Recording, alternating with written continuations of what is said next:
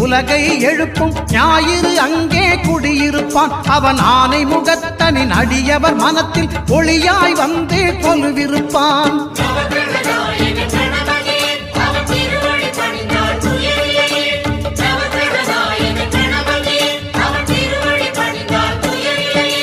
ஒன்பது கோளும் ஒன்றாய் காண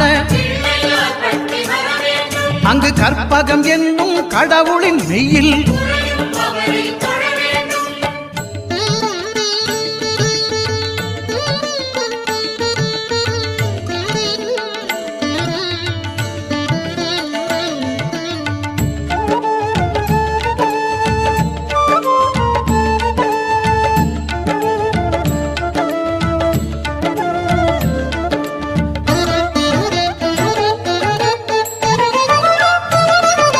திங்கள் பகவான் திருமுகம் காண